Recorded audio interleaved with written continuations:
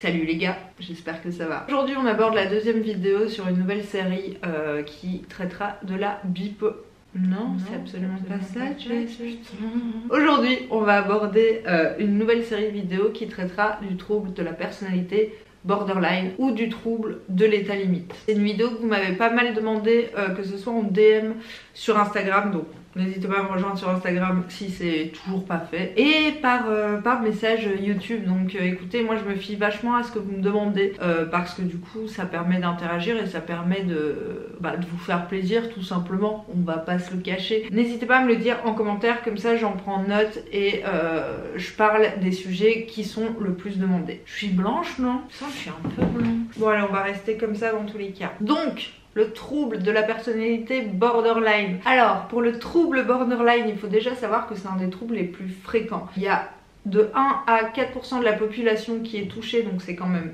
énorme. Et c'est un trouble du coup qu'on caractérise par une grande impulsivité, une grande insécurité, une sorte de codépendance, mais en même temps une peur énorme de l'abandon. Et du coup c'est quelque chose, c'est un trouble qu'on caractérise par se retrouver dans les extrêmes en permanence, ressentir tout beaucoup trop fort jusqu'à plus savoir gérer et exploser. Contrairement à ma première vidéo sur la schizophrénie, le trouble borderline c'est un trouble de la personnalité, donc c'est pas quelque chose qui va apparaître comme ça à l'adolescence ou quoi que ce soit. Vu que c'est un trouble de la personnalité, en fait c'est quelque chose qui est latent et que tu construis entre guillemets en construisant ta personnalité. C'est un trouble hyper complexe parce que du coup il se caractérise pas du tout de la même manière chez certaines personnes. Il y a certaines personnes par exemple borderline qui ont un énorme besoin d'être entourés, qui ne supportent pas la solitude, qui ne supportent pas le rejet. Il y en a d'autres au contraire qui ont besoin de leur petite bulle de solitude.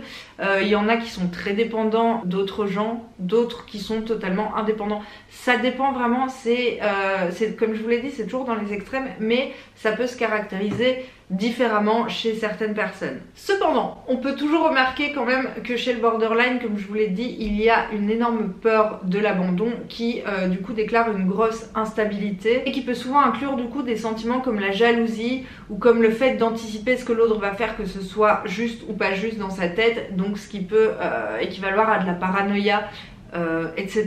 Le borderline il a énormément de soucis à gérer ses émotions, à gérer du coup son instabilité, et ça se caractérise souvent par des énormes colères ou par des crises de pleurs ou par des moments de joie ultime. En fait il vacille tout le temps entre le noir et le blanc, il n'y a pas de nuance de gris et en fait ça doit être extrêmement épuisant parce que t'as jamais de temps de latence où tu peux te reposer, t'es toujours à fond dans l'une des émotions dont je vous ai parlé, donc soit positive soit négative, t'as pas de latence. Il y a des études du coup qui ont été faites où on peut remarquer que la partie frontale du cerveau qui régule les humeurs ne fonctionne pas très bien chez les borderline comparé aux gens normaux, entre guillemets. Je dis normaux mais on s'entend.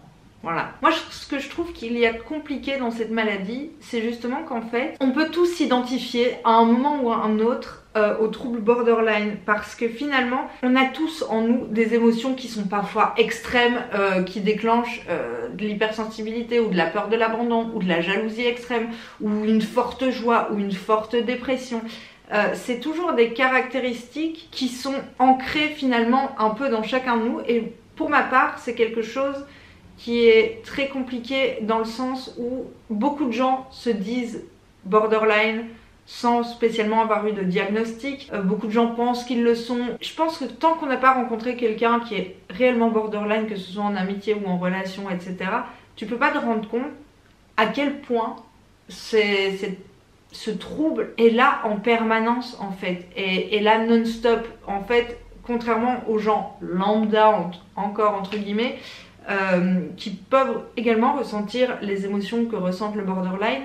Nous c'est par période, voilà, c'est pas tout le temps. Le borderline c'est tout le temps. C'est là qu'il faut faire la différence, parce que je sais aussi qu'il y a énormément de tests pour savoir si on est borderline ou pas sur les internets, etc. C'est pas quelque chose qu'il faut prendre en compte, c'est quelque chose qui peut te permettre de te rediriger. C'est quelque chose qui fait que si tu as bon à ce test, il est possible que tu aies besoin de te diriger vers une thérapie ou quelque chose qui te permette d'avoir des réponses à tes questions, mais ça ne veut pas spécialement dire que tu seras borderline. Ça dépend de ton ton état à ce moment-là, voilà, ça dépend de plein de choses et c'est là, pour ma part, c'est très compliqué de reconnaître vraiment une personne borderline sans dire ouais elle exagère, ouais elle est folle, ouais elle abuse, ouais j'en ai plein le cul, elle fait du cinéma. Et je pense que pour la personne borderline, ça doit être très difficile à vivre dans le sens où déjà le diagnostic est compliqué à avoir, mais en plus, tu dois pas toujours être pris au sérieux parce qu'au bout d'un moment les gens en ont marre de tes crises, de tes coups de colère, de tes émotions qui vont dans tous les sens, parce que eux aussi en ont de temps en temps, sauf que eux, bah, ils savent les gérer. Le borderline, non.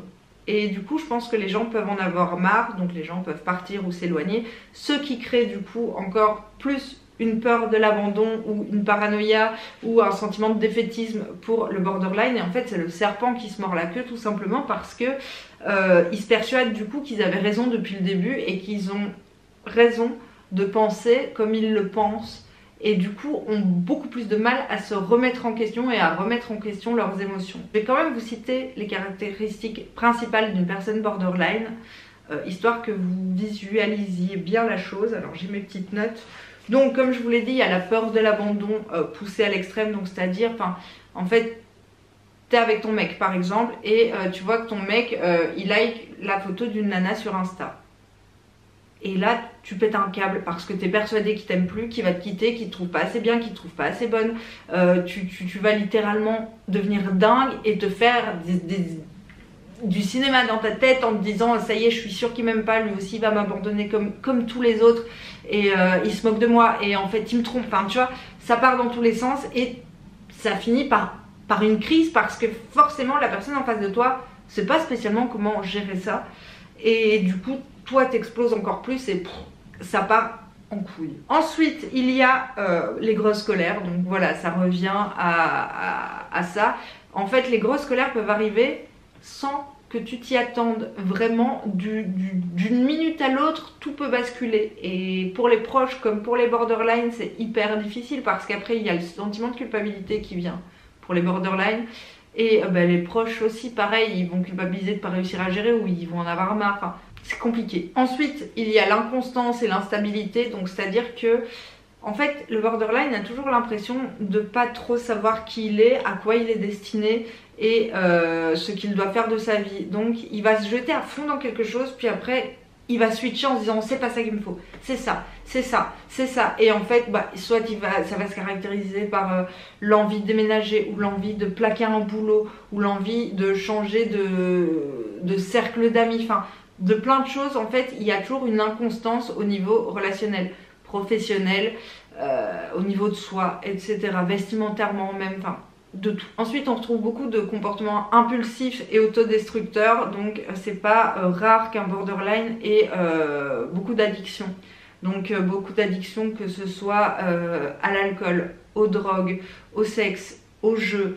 En fait quelque chose qui va permettre de t'autodétruire entre guillemets parce que tu as toujours un comportement destructeur pour toi-même, du moins le plus souvent. On peut aussi retrouver des troubles de l'identité, donc ça c'est comme je vous parlais plus tôt, le fait de ne pas savoir vraiment qui tu es, à quoi tu es destiné, ne pas vraiment réussir à te voir tel que tu es. Je vais pas parler de dissociation mais c'est presque ça, donc c'est aussi très compliqué parce que du coup tu ne sais jamais où tu vas ni si c'est la bonne solution, surtout pour le cerveau d'un borderline qui est en constante remise en question et en constante peur de l'échec, peur de chic, peur de tchac. Il y a aussi des énormes sentiments de vide, d'ennui, du fait que tu saches pas à quoi t'es destiné, tu saches pas si tu fais les bonnes choses ou pas, tu sais pas si tes potes seront encore tes potes demain et du coup c'est ce qui va avec la dépression.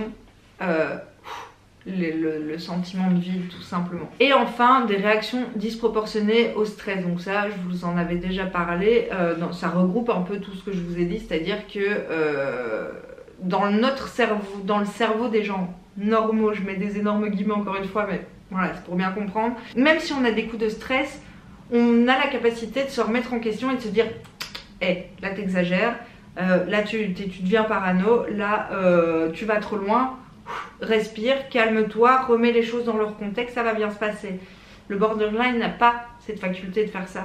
Donc en fait, dès qu'il va avoir un coup de stress, il va partir directement dans sa direction et se dire c'est comme ça que ça va se passer, et du coup ça va être un stress énorme et il va avoir des réactions totalement disproportionné en fonction de ce que lui ressent, parce qu'il n'a pas la capacité de remettre les choses en cause et de se dire non bah peut-être que j'exagère un petit peu en fait. Du coup il y a des fortes tendances pour le borderline, vu qu'ils sont toujours dans les extrêmes, à se retrouver avec des troubles, avec une dépression tout simplement, ou avec des troubles alimentaires, ou même des envies des pensées suicidaires qui peut amener à des choses comme l'automutilation, etc. Ce sera pas le cas de tous les borderline, mais c'est assez fréquent malheureusement. À l'heure actuelle, pour soigner le borderline, c'est encore assez compliqué parce qu'il n'y a pas vraiment de pilule miracle qui va dire ok tu n'es plus borderline. Il y a des régulateurs, il y a des anxiolytiques ou des choses comme ça, mais ça va juste soigner en surface et ça va pas spécialement soigner, parce qu'en fait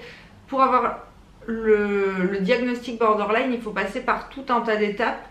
Et il faut surtout que le borderline soit apte à les passer. Et prendre des médicaments, ça peut aider à aller mieux, mais ça va pas résoudre le problème de fond qui est de comprendre la peur de l'abandon, la peur, l'instabilité, etc. Et du coup, de la soigner en profondeur. Le meilleur moyen à ce jour reste quand même la thérapie, mais il faut savoir trouver le bon psychiatre et le problème, ou le bon psychothérapeute pardon, mais le problème c'est qu'il faut que le borderline apprenne à faire confiance et n'ait pas de réaction disproportionnée avec lui, ce qui est quasiment impossible parce qu'il ne contrôle pas avec qui il va avoir des réactions disproportionnées. Donc il faut que le psychothérapeute arrive à le prendre entre guillemets de la bonne manière, à établir une relation de confiance, à aller dans sa direction pour que le borderline puisse se sentir à l'aise. Et ça peut prendre énormément de temps parce que malheureusement, deux personnalités, que ce soit un psychothérapeute ou un patient, ne peuvent pas toujours s'entendre. Donc il peut y avoir des échecs et ça peut du coup démotiver le borderline à entreprendre une thérapie. Pour finir, je vais vous laisser avec une série de films qui traitent du sujet de la vidéo. Donc là en l'occurrence ce sera le trouble de la personnalité borderline. Je le ferai dorénavant avec chaque trouble que je traiterai. Je l'ai pas fait pour la schizophrénie, mais si vous voulez que je vous en mette, je vous en rajouterai en barre d'infos. Donc là je l'ai pris sur mon téléphone parce que je les ai pas tous vus, j'en ai vu qu'un et c'est le premier dont je vais vous parler. Donc il y a Une vie volée, donc Girls Interrupted, 37°2 le matin, Bon baiser d'Hollywood, Liaison fatale et le film Borderline. Enfin, je les connais pas tous, mais si vous le souhaitez, comme je vous l'ai dit, une des prochaines séries que je vais faire, ce sera décrypter les maladies mentales dans les films qui les traitent. Donc n'hésitez pas à me dire si vous voulez que je vous décrypte un film en particulier selon le trouble du héros ou de l'anti-héros ou du protagoniste, peu importe. Et voilà, sur ce, j'espère que cette vidéo aura pu vous être utile, vous informer. Quant à moi, je vous dis à la semaine prochaine, jeudi 18h pour une nouvelle vidéo. N'oubliez pas de vous abonner si ce n'est pas encore fait, ainsi qu'à mon Instagram qui est en barre d'infos. Et à bientôt, du love sur votre tête. Ciao!